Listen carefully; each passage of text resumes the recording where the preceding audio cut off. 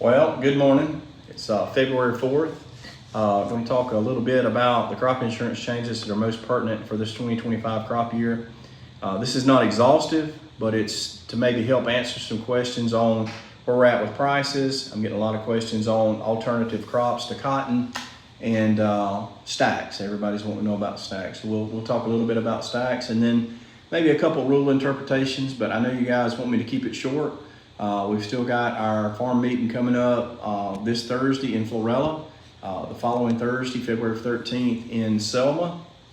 And so we'll be at those two locations. You'll get a text from me, but we're going to just jump right in. We did the meeting last week at Atmore for the farmers in that part of the state. And they said, well, what does 2025 look like? And so the best summation I can give you on 25 versus 24 is this. If you are pretty sure you were broke in 2024, I'm pretty sure we're going to be broke again in 2025. So that's pretty much what you need to know, but we'll be a little bit more specific. It looks like we're going to get our Farm Act money in March. I'm hearing the date of March 15th. It may be a little bit sooner, but it looks like that's going to come through. It's not going to fix it, but maybe it'll slow the bleeding just a little bit, and we'll publish the prices that they're talking about.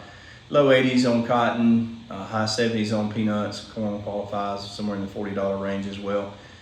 Nothing's been sent out to FSA yet. There'll also be, from what I'm hearing, a 2023-2024 crop insurance disaster through FSA, but that has not been written, and they don't even expect to begin writing that program until the end of April. So it's not going to help us in the meantime. But we're going to jump right in. Give you an update on today's prices. Discovery price for cotton has fallen back to 69 cents. Now remember, that's mid-January to mid-February of the October futures. So it was hovering at 70, but I'm not thinking it's going to be a whole lot different than the 69, 70 cent range. Remember with seed, about 13, 14 cents on top of that.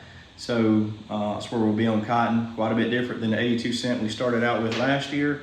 Peanuts right now running 491 a ton, corn 463, beans 1055, and I have had a lot of interest in grain sorghum over the last week or so, running at 462. Now remember, we change this every day that these commodities are traded, but it will finalize mid-February. So we'll have that solid by then. But just to give you an idea of what we're looking at, everybody knows the prices are lower, but that's what they're averaging as of today. Probably the most number of calls I've gotten over the last month is, hey, is stacks going to help me in 2024? And so I've had this conversation with so many people, I can kind of do it really quick for you. If you'll look down at this stacks 2024 slide that we're fixing to put up, this will tell you where we're at in just about every county of a producer that'd be watching this. You'll see what your 2024 expected yield was in your county. Everybody's on 90% level stack, so 90% of the expected yield. The one here you'll see highlighted is Escambia County, Alabama, 827 pounds, 90% of that 744 pounds. But you see out to the side, 847. Well, what does that mean, 847? And how does that tell me if I'm gonna have a stacks claim or not, or if it's gonna be a stacks payable year or not in my county? So remember, we started out at 82 cent cotton, and harvest price fell to 79 cent in 2024. So we had a 13.8% decline in price. And so remember, with stacks, not only are we looking at 90% of the traditional average in that county, if it falls below that, then we would have a stacks claim. So in this case, if you look at that one as my example, 743, if the price didn't change, would have triggered a stacks payment in Escambia County. But because the price fell so much, we got to figure that into it as well. So the new trigger yield would be 847 pounds for Escambia County instead of 744. You say, well, why the difference? Because we've got to figure how much price change there was on the cotton crop to see if stacks is going to pay. And so what does that look like? So if the county picked less than this 847 pound, it'll trigger a stacks payment in that county. So if you look at your county on here, you find Autauga County, let's just say 841 pounds, multiply it times 1.138, and that'll give you the new trigger yield. You say, okay, well, that sounds good. Looks like we have a better chance of having a tax claim. How do I know if it's going to pay? Guys, it's going to be the end of June, 1st of July before we know, because we have to know what the county as a whole picked, okay, to see if you come in less than those triggered pounds. So end of June, 1st of July is usually when that's announced. I've seen it as late as August, but I think last year it was June 30th that they finally came out with the numbers. So hurry up and wait. My guess is, this is how I would suggest you answer the question. Did my county pick better cotton than it would in a 10-year period on the average? Some counties may have picked really good cotton, but I'm going to say probably most didn't. Most picked average or just a little below. So I feel like we're going to have a good year as far as stacks payment. Well, what did we give up to take stacks? Well, a 2.3 cent projected PLC payment on cotton, and we still don't know that that's what it's going to end up being. So I really don't think we risked very much. And for those of you guys that went from hurricane coverage to stacks, because stacks has paid back so many more times, unless you're in just a few areas, we still made a good choice. So Black Belt, everything in West Alabama, Mississippi, all those counties would come out better because there was no hurricane in those counties. So I still think we made the right choice. I still think stacks is going to be the way to go in 2025.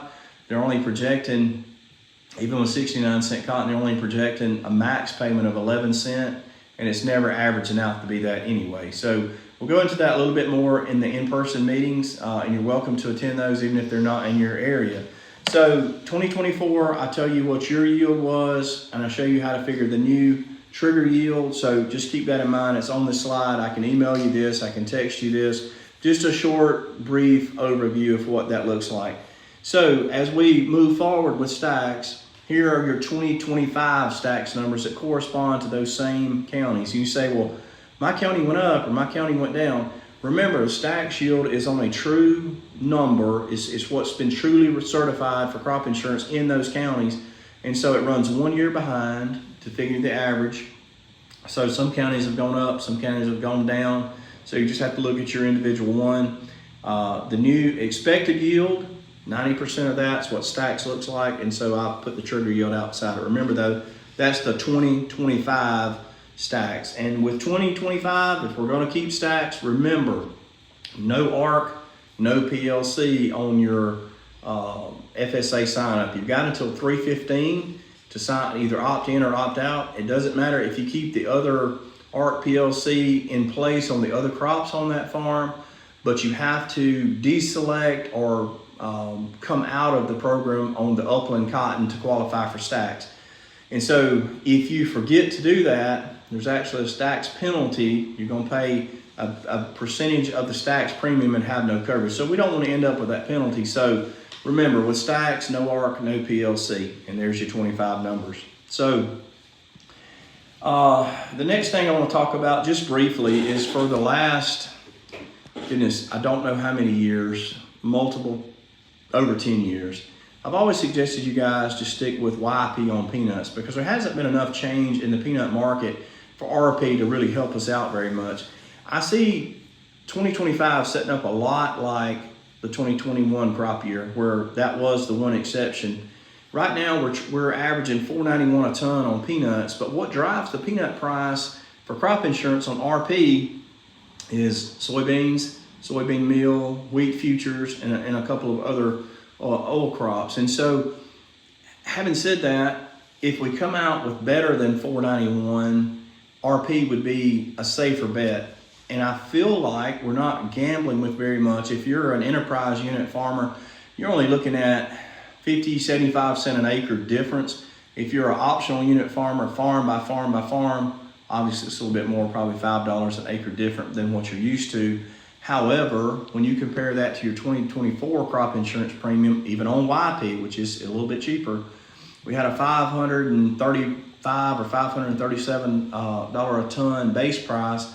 And if we're looking at averaging $4.91 now, that will more than offset the difference in premium because our price per pound or our price per ton is not as high in 2025 as it was in 2024. So your net expenditure on crop insurance is still going to be less, even if we move our peanuts from YP to RP. It's going to be my suggestion for 2025, just trying to look ahead and read the writing on the walls and not leave a a penny on the table, I feel fairly confident that this is going to be the one change that we need to make in 2025 is going to be to change to RP on peanuts instead of YP. I feel like we've rode the YP quite as long as we needed to, and we probably saved over the last 5 years, 10 years, we've saved quite a bit of money and not really hurt ourselves. But everything is lining up, and the powers that be are kind of indicating that we may see this peanut price come up some for coverage because it's based on other crops besides peanuts. And so if you think the soybean price is artificially low right now, corn prices are low right now, and you see an uptrend, and I know that the new president may do great things for the economy, and if he does, if these prices go up, commodity prices go up, it'll push his peanut price up too. And if it pushes the peanut price up, we're better with RP than YP. So I feel like that's a pretty safe bet for 2025. That's what I'm going to recommend you do. Moving along, keeping with the peanut theme, let's talk about new breaking ground. If we're talking about 69-cent cotton, guys, I've gotten 20 phone calls a day that says, hey, what if I plant corn? I can't stand to grow cotton at 69 cents. I'm going to lose money right off the bat because I just can't make enough pounds to break back even.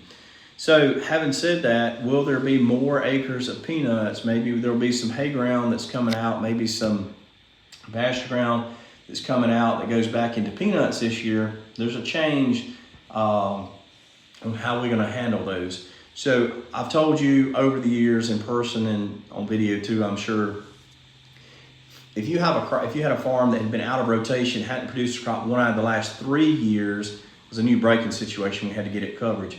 That rule has changed for 2025, and now it's 1 out of 4 years. So they've loosened it up a little bit. So if that hay ground hasn't produced a crop in the 1 out of the last 4 cropping seasons, or that pasture hasn't, or it's land that's been laying out, so maybe some you cleaned up that you want to bring into rotation. If it hasn't had a crop on it 1 out of the last 4 years, it's called new breaking ground. And so to make it to where we can cover it, we've got to do a little bit of extra paperwork on that. It's not hard to do.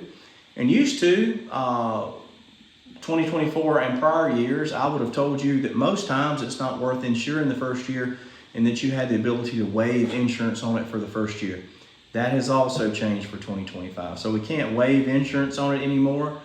But one good thing is, instead of it taking 1% of the county yield, now it'll take 85% of your own peanut yield. So the peanut yields you've established on your other farms, this new ground, this new breaking that hasn't had a crop on it 1 out of the last 4, will come in at 85% of your peanut yield. So that's much better, but we don't have the choice to waive that insurance anymore, not in 25 moving forward. So if you're gonna bring some new ground in, you gotta let me know. I've got to do a few things before sales closing to make that work out just like it needs to be.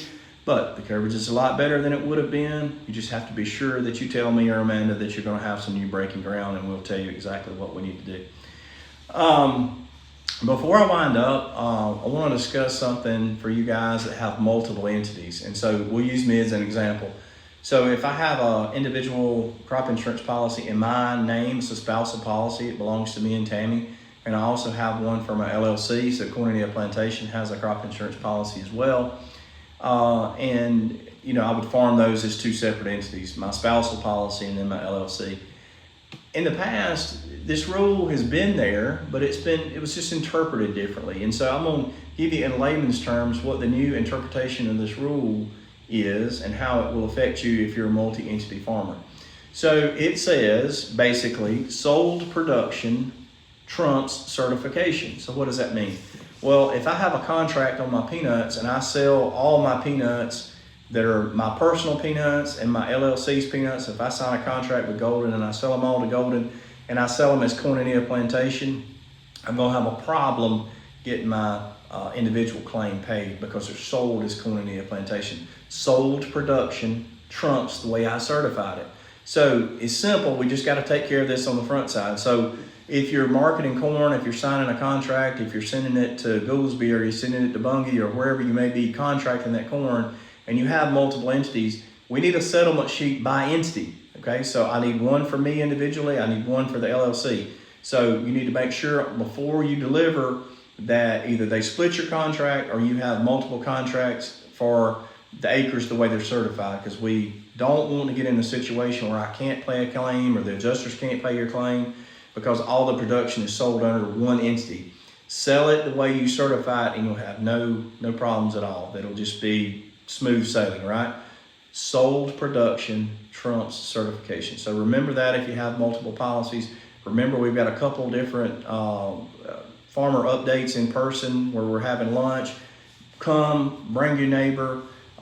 We'd love to have you there. As always, Amanda appreciates, our family appreciates your business. We're getting close, remember, on these base prices. Mid-February, we'll have all these prices determined and solid. So we'll be in touch over the next week or so to help you make the changes that you need to. If you or your banker needs anything in the meantime before myself or Amanda calls you, you have my cell number, text me, have your banker call. We'll stop what we're doing. We'll get everything you need for your crop loan. If they need past yields, we'll get those. If you need an assignment of indemnity for the bank, we'll get those taken care of too. So if you need us, call us and we'll be in touch with you. And we appreciate your business. We appreciate you trusting us for all these years. Thank you very much.